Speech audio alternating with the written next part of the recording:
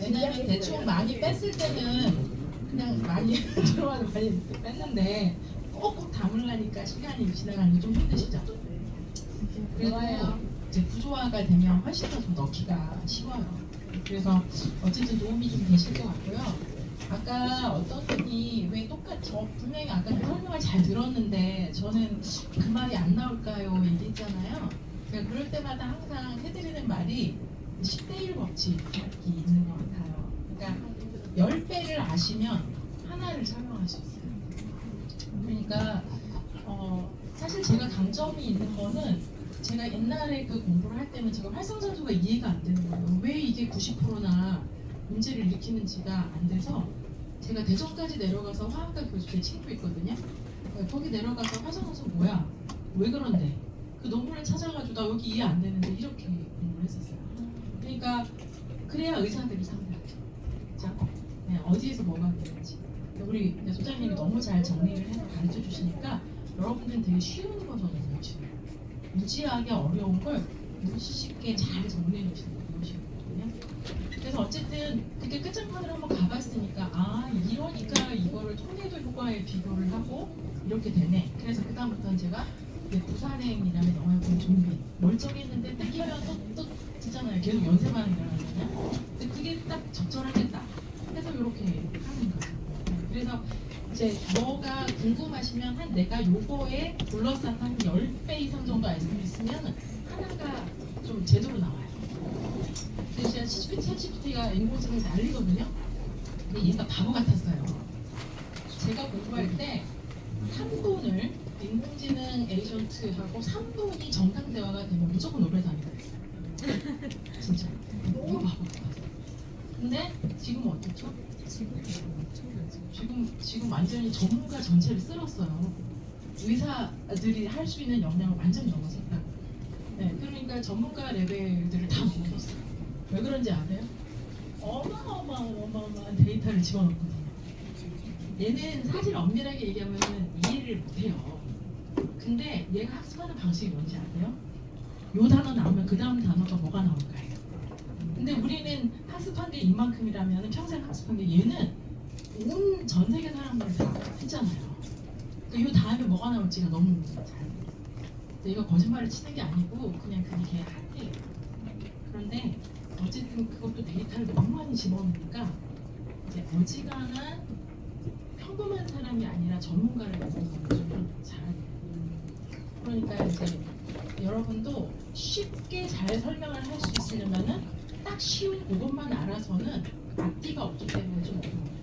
근데 내가 요걸 설명하고 싶으면은 앞에 뒤에 전후 좌우를 볼 수 있으면 얘가 잘 나오죠.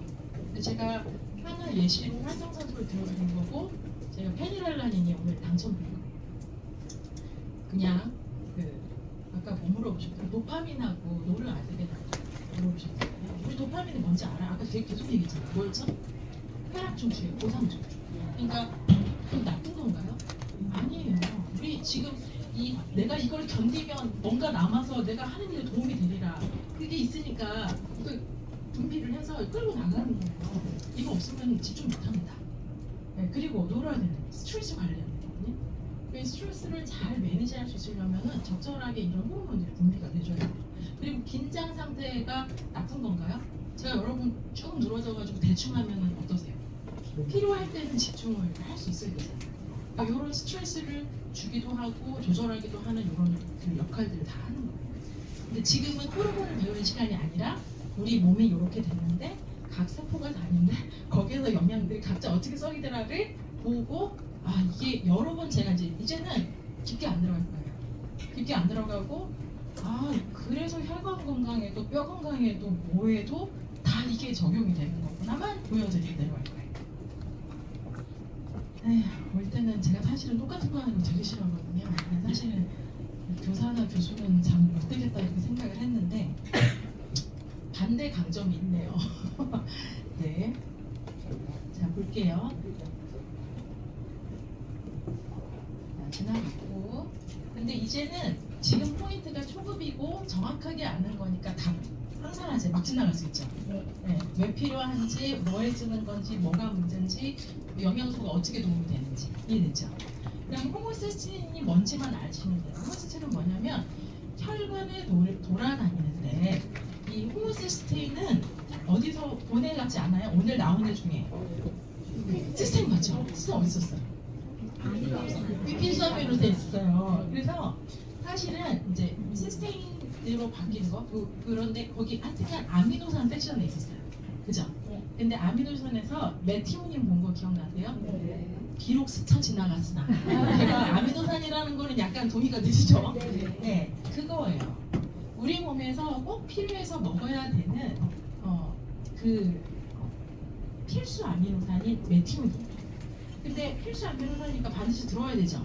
근데 메티오닌이 작동하는 과정에서 얘가 일시적으로 이 형태로 분해가 돼요. 그리고 나서 시스테인으로 전환이 돼요. 그러니까 얘는 호모시스테인으로 바뀌었다가 시스테인으로 바뀌는 과정인 거예요. 그러니까 중간산물, 중간. 그런데 얘에서 얘를 이렇게 메티오닌에서 근데 얘가 멀쩡하면 괜찮은데 얘가 좀 문제아야. 호모시스테인은 혈관을 손상시켜요. 그래서 병원에 가서 호모시스테인 수치가 높으면 거의 100% 혈관에 손상이 많이 갔고 혈관에 질환이 있을 수 있어서 더 세밀하게 이제 검사를 하게 돼요. 그래서 호모시스테인은 너의 건강을 측정하는 중요한 지표다? 혈관 건강. 왜? 얘가 혈관을 손상시키는 애니까. 그래서 호모시스테인이 혈관을 손상시키는 애인데 얘가 그러면 호모시스테인 안 생기면 되잖아. 그럴 수가 없어. 왜냐하면 필수 아미노산이 분해되는 과정에서 일시적으로 나타났다가 다시 시스테인으로 전환이 돼야 되는데 여기 보이시죠? 뭐가 있어야 돼? B6가 피리독신이 있어야 여기로 빨리 전환이 돼요. 근데 내 몸이 B6를 잘 합성을 못하거나 내가 B6를 잘 먹어주지 않아. 그러면은 우리 몸에 꼭 필요한 메티오닌이 들어왔다가 호모시스테인으로 바뀐 상태에서 얘로 전환이 안 일어나는 거예요. 그럼 어떻게 되죠? 이 상태가 돼서 계속 혈관을 찍고 긁고 상처를 내는 거죠. 그래서 그러니까 결과적으로는 이 라인에서는 뭐만 있으면 돼? B6만 있으면 돼요. 그러면 안전하게 이렇게 시스테인으로 전환이 되는 거죠. 또 메티오닌이 호모시스테인으로 바뀐 다음에 얘가 하나는 새로운 상태로 바뀌고 전환이 되고 하나는 재활용을 해요. 얘를 다시 어디로 돌려? 원래 메티오닌으로 돌려요. 이때는 뭐가 필요해? B9, B12가 필요해요. 이름 뭔지 아세요? 엽산하고 그래서 이 B9하고 B12가 있어야 메티오닌으로 전환돼요. 결론. 자, 우리 몸의 혈관이 건강하려면 혈관을 손상시킨 애가 없어야 되잖아. 근데 그 혈관을 손상시킨 애를 처리하려고 봤더니 뭐가 필요하더라? 6, 9, 12가 필요하더라. 그러니까 혈관을 지키려면 비타민 B군이 필요하군. 그래서 여러분들이 이제 주의하실 때 비타민 B군이 8종이거든요. B12가 있으니까 12종이 아니고 중간에 빵이 빠진 애들이 있어요. 그래서 이제 8종인데 그 8종이 다 각자 하는 역할이 있어요. 그래서 그것을 골고루 섭취를 해주는 게 굉장히 도움이 되는 거예요. 자, 그 다음에 이건 이제부터 예시예요. 뭐가 부족하면 무슨 병리로 진행될 수 있다라고 과학적으로 의학적으로 이미 밝혀진 게 끝난 거. 그러니까 염증이 요즘 뭐 이렇게 혈관이 부풀어 오르거나 혈관이 터지거나 이런 일들이 많이 생기잖아요. 혈관이 불룩 부풀어 오르는 거를 이제 주로 동맥 쪽에서 불룩하게 염증이 생긴 걸 동맥류라고 해요. 근데 조사를 해보니까 뭐가 부족한 상태? 부리가 부족한 상태예요. 수많은 사인을 조사하면서 철저하게 임상에서 확인이 된 결과예요. 그래서 왜 동맥류가 사람은 이렇게 많이 생기고 동물은 안 생기지? 그래서 부리를 이제 치킨에다 뺐죠. 그랬더니 걔네들도 동맥류가 생겼죠. 이런 식으로 확인을 한 거예요. 자, 그 다음에 비율성 심근증이라고 해서 이건 심장 그림이에요. 정상 심장은 이렇게 생겼는데 짜잖아요. 이렇게 되거든요. 이렇게 심장이 이렇게 짜면서 움직여요. 그래서 심장이 움직이는데 여기 이제 일반 정상적인 벽인데 여기를 보니까 어때요? 저거랑 비교해서 훨씬 더 두꺼워졌죠. 뭐가 원활하지 않아서 이렇게 많이 두꺼워졌어요. 이렇게 되니까 심장 기능이 떨어지기 시작하겠죠. 그래서 피를 짜서 전신으로 보내는데 문제가 생기기 시작해요. 그리고 여기가 두꺼워지기 시작해서 그냥 두꺼워지는 심근증이에요. 근데 얘를 확인해 보니까 뭐가 부족하면 이 상태가 많이 되더라? 쓰는 요. 네, 이것도 직접 확인을 했어요. 그 다음에 이제 혈당, 이게 제일 어려운 거거든요. 제일 복잡한 거. 여러분 당뇨병 쉬운 게 아니에요. 요즘 현대인들이 가장 많은 게 당뇨병인 거 아시죠? 이게 트렌드가 있더라고. 어떤 때는 막 안이 확 올라왔다가 어떤 때는 막 갑상선 질환이 확 올라왔다가 최근은 어쨌든 혈당이 문제가 안 되는 케이스가 별로 없어요. 왜냐면 먹거리가 무너져서 그렇겠죠. 스트레스도 혈당을 많이 올리고. 근데 이것도 예시예요, 예시. 자, 어떤 일이 이루어지는지 봅시다. 자, 우리 몸에는 당은 필수 에너지예요. 당은 필수 에너지니까 당이 들어오면 우리 몸은 너무 고마워. 왜냐면 당이 어디에 쓰이니까? 모든 세포의 에너지원으로 쓰이니까 땡큐인 거예요. 근데 얘가 없으면 어떻게 되죠? 죽을 수 있는 거예요. 당이 안 들어오면 죽을 수 있는 거예요. 그래서 우리 몸은 어떻게 프로그램이 돼 있냐면 당이 들어오면 쓰고 남으면 킵, 저장이에요. 그래서 문제가 많이 생겨요. 근데 우리가 너무 많이 먹고 자주 먹어요. 그래서 당이 너무 넘치게 들어오는 거예요. 그리고 아까처럼 섬유질이 많은 걸 먹으면 얘가 이렇게 팍 치지 않거든요. 서서히 올렸다가 빠져요. 쓰면. 그런데 팍 치고 이게 혈당 스파이크가 너무너무 혈관이나 여러 가지 안 좋다는 걸 알게 됐어요. 자, 그런데 당이 너무 중요한데, 자 보세요. 여러분 제가 카페트에다가 물을 확 엎질렀어요. 그러면은 투명한 물하고 오렌지 주스하고 뭐가 끈적거리죠? 오렌지 주스에 당이 있잖아요. 여기 다른 게 없잖아요. 자, 그러니까 혈관도 마찬가지예요. 혈관에 당이 떠돌아다니면 그 흐름이 늦어져요. 혈관이 이제 혈액이 좀 끈적끈적해지고 산도가 높아지고 좀 흐름이 나빠져요. 근데 우리 몸의 자그만치 94학자마다 다르지만 이제 92%에서 99%까지 모세혈관이 다 칙칙칙칙 모든 장기를 담고 있어요. 왜 그럴까요? 세포에다가 산소랑 영양소를 누가 공급해요? 혈관이 가서 걔네들을 운송을 시키잖아요. 그러니까 이제 확인해 봤더니 모든 세포마다 모세혈관이 다 꽂혀 있는 거예요. 자, 그래서 이제 그래서 보니까 근데 이 혈관이 모세혈관이 이름처럼 모세예요. 엄청 좁아요. 여러분이 생각하는 것보다 훨씬 좁아요. 근데 얘가 빨리 지나가야 돼. 근데 얘가 천천히 가네? 그럼 이게 좋은 일이에요, 나쁜 일이에요? 나쁜 일이죠. 그러니까 어떻게 해요? 왜 이래? 심장에서 압을 높여요. 더 빨리빨리 보내야 되니까. 그러니까 뭐가 올라가죠? 혈압이 올라가죠. 그러면 나중에 이쪽에 무리가 되는 거죠. 그리고 나중에 처리를 하다가 원래는 처리의 전담반이 있어. 누구죠? 당 처리 전담반. 인슐린. 그 유명한 인슐린. 인슐린을 만드는 과정이에요. 인슐린 어디서 만들죠? 췌장에. 이게 무슨 그림인지 모르죠? 여기를 자르면 이렇게 되는 거예요. 여기 랑게르하스섬이 있고 거기에 베타 세포가 여기서 인슐린을 분비한다는 거예요. 얘도 재료가 필요해. 뭐가? 단백질하고 아연하고 이 원재료가 있어야, 이 영양소가 있어야 어디에서? 여기에서 뭐를 만든다? 인슐린을 만드는 거예요. 만드는 게 끝이 아니에요. 만들고 나서 어떻게 해야 돼요? 쭉 내보내야 돼요. 분비를 할 때 뭐가 필요하다?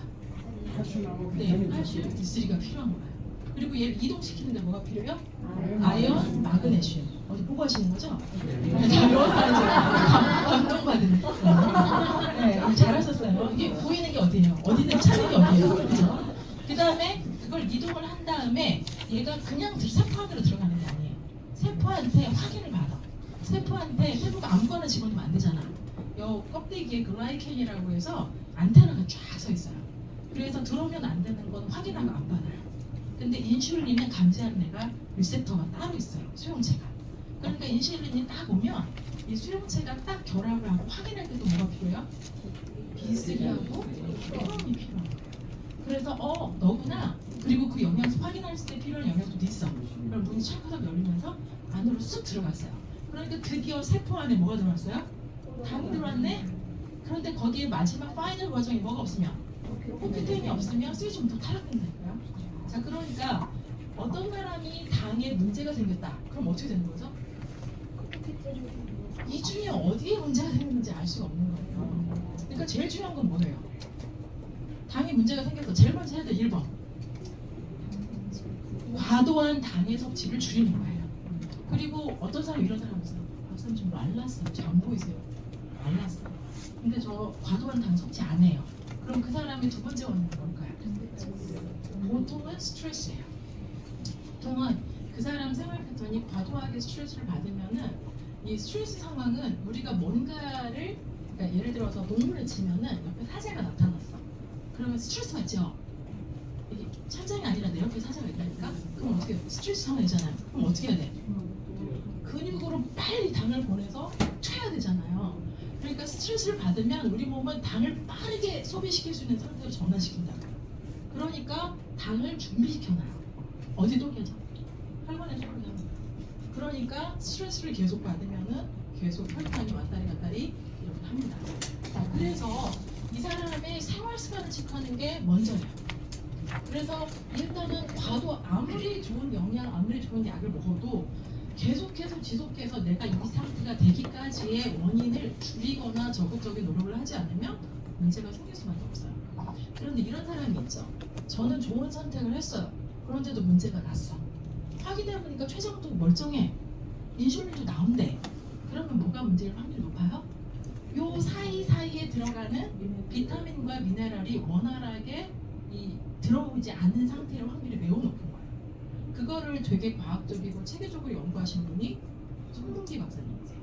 그래서 그 중에서도 뭐가 제일 중요하더라? 아연과 크롬이 제일 결핍이 많고 가장 주된 원인이더라. 그게 그분의 오랜 논문과 연구 결과예요. 이해가 되셨죠? 자, 그 다음에 이렇게 어려운 걸 여러분들이 배우셨어요. 그럼 뼈와도. 그럼 뼈의 어딘가에 뭐가 있을까? 뼈도 뭐니까? 뼈세포, 세포니까. 그러니까 뼈를 구성하는 건 또 뭐고? 그렇죠? 골수가 구성을 골수가 들어있는 뼈도 있죠. 네, 큰 뼈들, 주로 장뼈들, 큰 뼈들에는 골수가 들어있기도 하죠. 자, 뼈에는 우리 미네랄은 우리 원래는 사실 뼈로 배우지 않았나요? 왠지 미네랄 처음에 우리 어렸을 때 배웠을 때는 무조건 뼈를 만드는데 칼슘이 중요하다 이렇게 배우지 않았어요? 그렇죠? 그러니까 그냥 구성 요소 줄만 알고 뼈다귀는 느낌에 왠지 그냥 우리 몸을 이렇게 따뜻하게 만드는 어떤 구성 물질인 것만 줄 알았어요. 그랬는데 확인해 보니까 여기가 너무너무 중요하네. 여기서 뭘 만들어요? 골수를 여기서 큰 뼈에는 골수가 나오는데 이 골수에서 성체 줄기세포가 나와요. 줄기세포는 멀티포턴트예요. 어떤 형태로든 변할 수 있는 형태예요. 그런데 소혈모, 피를 만드는 어미세포라는 뜻이에요. 그러니까 피에 뭐가 있죠? 피 속에 피에는 적혈구, 백혈구, 혈소판 이런 거 있죠. 그거를 만드는 엄마 세포가 전도체. 대단하죠? 뼈를 우습게 보면 안 돼요. 자, 뼈가 이렇게 중요해요. 그러니까 뼈 건강을 유지하는 게 되게 중요하죠. 그러니까 뼈에서 꼭 아셔야 되는 거는 칼슘하고 콜라겐이에요. 칼슘과 콜라겐이 있어야 뼈 건강이 유지가 돼요.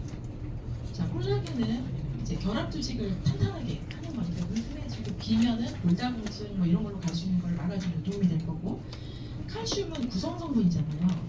근데 칼슘에 무지하게 중요한 역할을 해요.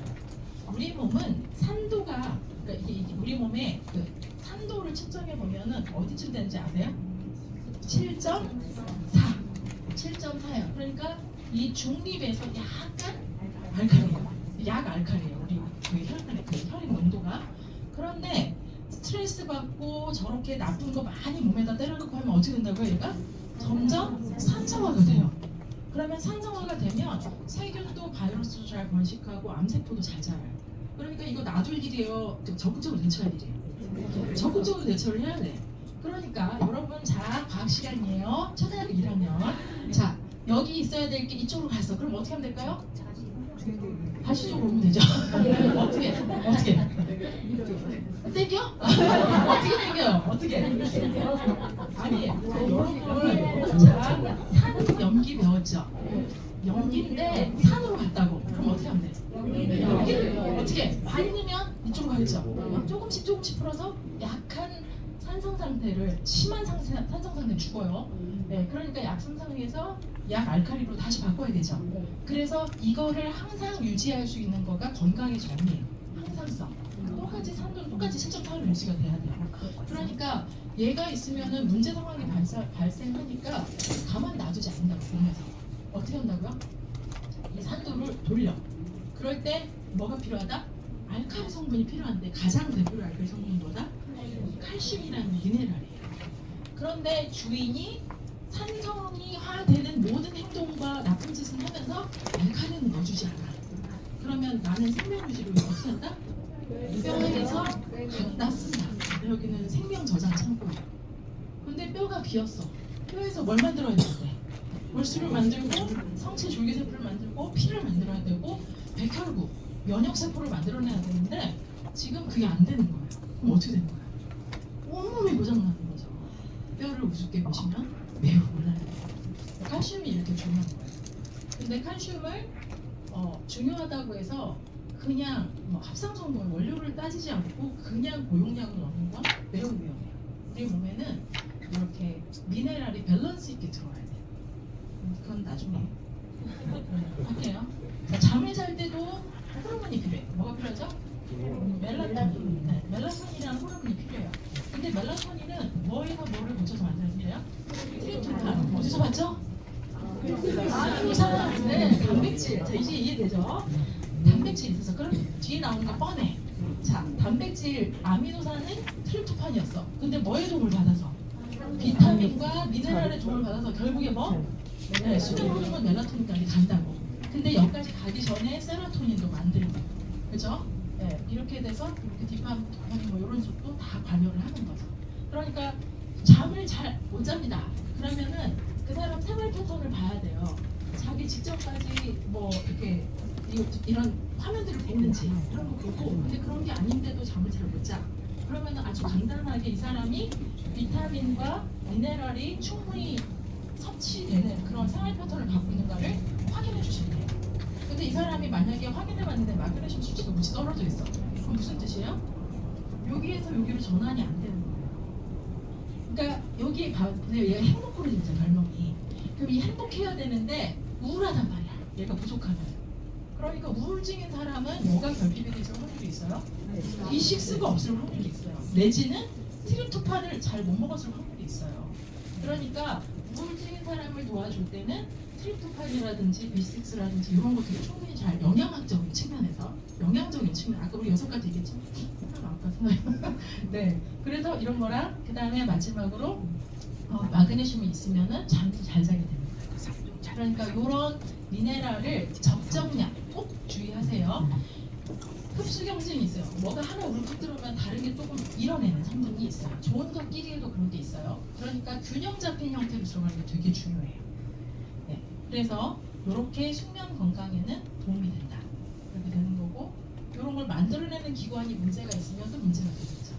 네, 여기서 깊게 들어갈 얘기는 아니니까 이렇게 되는 거고.